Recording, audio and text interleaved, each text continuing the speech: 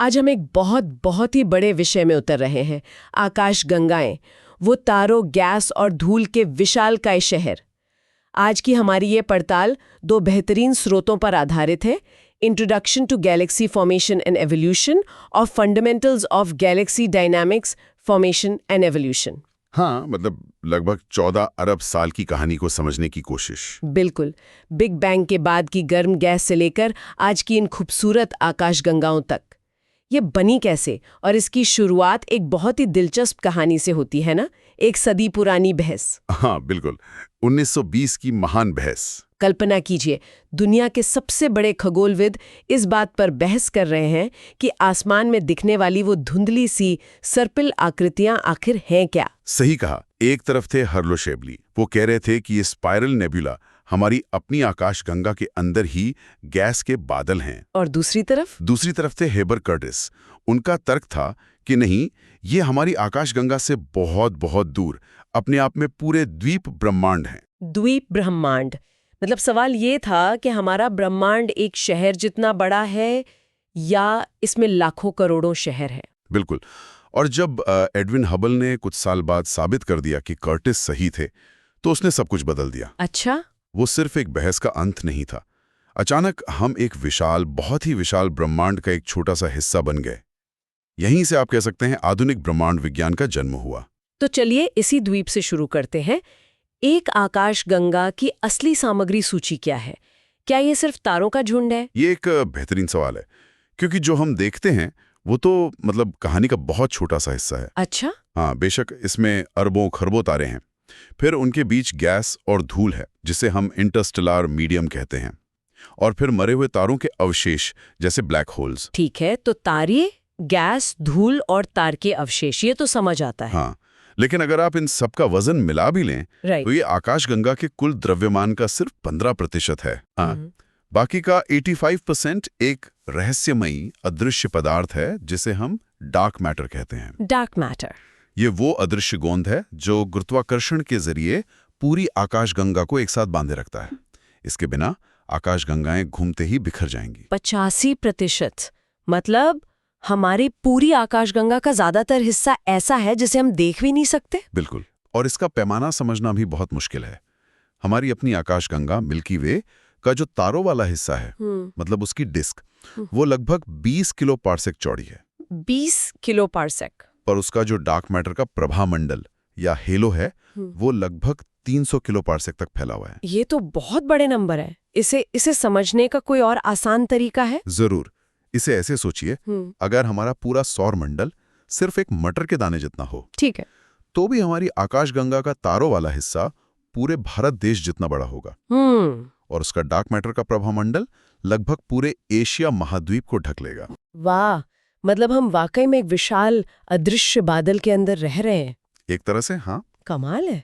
ठीक है, तो ये विशाल द्वीप मौजूद हैं, पर क्या ये सब एक जैसे दिखते हैं या इनका भी कोई वर्गीकरण है? बिल्कुल है, और ये वर्गीकरण भी एडविन हबल ने ही दिया था।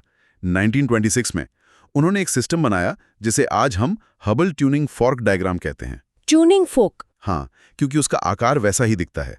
उन्होंने आकाशगंगाओं को उनके दिखने के आधार पर 3 मुख्य श्रेणियों में बांटा। एक तरह का कॉस्मिक जू बनाने की कोशिश, आप ऐसा कह सकती हैं। पहली श्रेणी है अंडाकार या इलिप्टिकल्स। ये E0 से E7 तक होती हैं। E0 बिल्कुल गोल और E7 सबसे ज्यादा चपटी। ठीक है, तो ये बस एक रोशनी का गोला हुई। सतह पर ऐसा ही लगता है।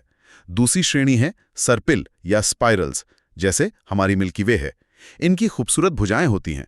और इन दोनों के बीच एक और श्रेणी है लेंटिकुलर्स। अच्छा, स्रोतों में लिखा है कि अंडाकार आकाशगंगाएं लाल होती हैं और सर्पिल नीली। तो ये सिर्फ रंग की बात तो नहीं है ना? नहीं, बिल्कुल नहीं। ये उनकी पूरी जीवन कहानी बता रहा है।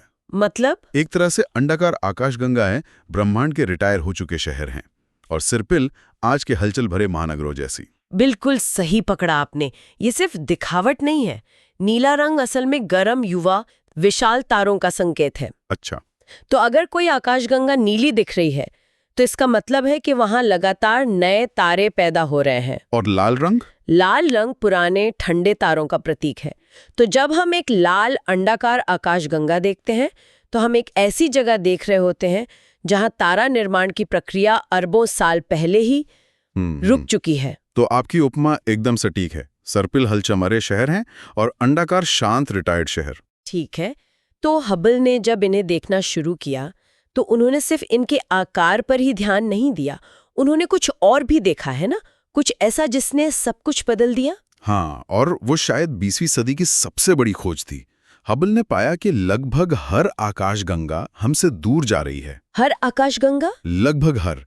और सिर्फ इतना ही नहीं, जो आकाशगंगा जितनी ज्यादा दूर है वो उतनी ही तेजी से हमसे दूर जा रही है। जिसका सीधा सा मतलब है कि पूरा ब्रह्मांड फैल रहा है। बिल्कुल, जैसे किसी गुब्बारे की सतह पर डॉट्स बना दिए जाएं और फिर उससे फुलाया जाए तो हर डॉट दूसरे से दूर जाता है। हाँ, और इसे समझने के लिए ब्रह्मांडीय रेड शिफ्ट का कॉन्सेप्ट बहुत जरूरी है।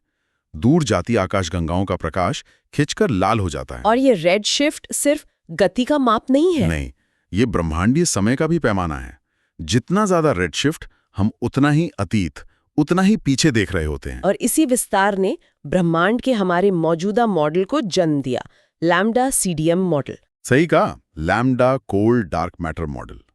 इसके अनुसार ब्रह्मांड की कुल ऊर्जा का लगभग 70% डार्क एनर्जी है। एक और रहस्यमयी चीज। हाँ, एक ताकत जो ब्रह्मांड के विस्तार को तेज कर रही है। 25% कोल्ड डार्क मैटर है और सिर्फ 5% वो सामान्य पदार्थ है जिससे हम, आप, तारे, ग्रह सब कुछ बना है। जी, 1 मिनट, मतलब हम आज भी नहीं जानते कि 95% ब्रह्मांड किस चीज से बना है। ये तो गजब की बात है। यही तो विज्ञान की खूबसूरती है। हम जितना जानते हैं उससे कहीं ज्यादा ये जानते हैं कि हम क्या नहीं जानते। तो चलिए इसी यात्रा पर आगे बढ़ते हैं। एक आकाशगंगा की जीवनी को शुरू से देखते हैं, बिग बैंग से लेकर आज तक। कहानी शुरू कहाँ से होती है? कहानी शुरू होती है बिग बैंग के लगभग 4 लाख साल बाद, पुनर्संयोजन के युग में, जब ब्रह्मांड पारदर्शी हुआ और प्रकाश पहली बार आजादी से सफर कर पाया। और यही प्रकाश आज हमें कॉस्मिक माइक्रोवेव बैकग्राउंड या CMB के रूप में दिखाई देता है, ब्रह्मांड की पहली तस्वीर। बिल्कुल, उसका बेबी पिक्चर। और इस तस्वीर के बाद अंधेरा।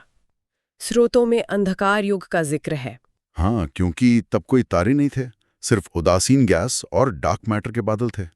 फिर बिग बैंग के लगभग 10 करोड़ साल बाद पहली चिंगारी चली, पहले तारे बने। Population 3 stars. ये आज के तारों से अलग थे। बहुत अलग। ये ब्रह्मांड के असली दानव थे, सैकड़ों गुना ज्यादा विशाल और लाखों गुना ज्यादा चमकदार। लेकिन वे जिए भी बहुत कम, कुछ ही लाख सालों में सुपरनोवा बनकर फट गए। और उनके फटने से ब्रह्मांड में पहली बार भारी तत्व बिखरे, ऑक्सीजन, कार्बन, लोहा। बिल्कुल, ये एक बहुत ही महत्वपूर्ण क्षण था। इन्हीं भारी तत्वों से बाद में ग्रह बने और शायद जीवन भी। और फिर इन्हीं पहले तारों के अवशेषों और डार्क मैटर ने गैस को खींचना शुरू किया और पहली आकाशगंगाएं बनी। हाँ, लेकिन ये एक सीधी सरल प्रक्रिया नहीं है। ये गुरुत्वाकर्षण और गैस के आंतरिक दबाव के बीच एक निरंतर लड़ाई है। अच्छा। आकाशगंगा के बनने के लिए गैस का ठंडा होना बहुत जरूरी है। जब गैस ठंडी होती है तो गुरुत्वाकर्षण जीत जाता है। ये एक चक्र में होता है जिसे बैरियन चक्र कहते हैं। बैरियन चक्र, इसे सरल भाषा में कैसे समझ सकते हैं? इसे आकाशगंगा के सांस लेने की प्रक्रिया की तरह सोचें।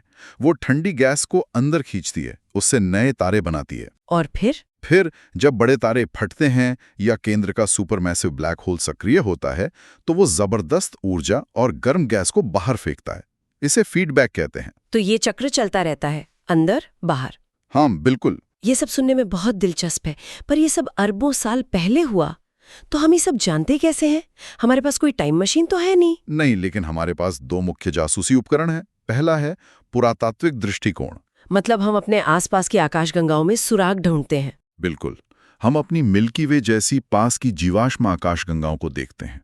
हम उनके तारों की उम्र, उनकी गति, उनकी रासायनिक संरचना का अध्ययन करते हैं, जैसे एक पुरातत्ववेद जमीन की परतें खोदकर इतिहास जानता है। वैसे ही हम तारों की परतें पढ़कर अपनी आकाशगंगा का इतिहास जानते हैं। सही कहा, गाया मिशन ठीक यही कर रहा है। और दूसरा तरीका है लुक बैक दृष्टिकोण। ये इस तथ्य पर आधारित है कि प्रकाश की गति सीमित है। तो जब हम किसी दूर की चीज को देखते हैं तो हम उसे अतीत में देख रहे होते हैं। हाँ।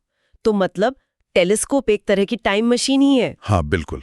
जेम्स वेब स्पेस टेलीस्कोप जैसी दूरबीनें हमें 13 अरब साल से भी ज्यादा पीछे देखने की क्षमता देती हैं।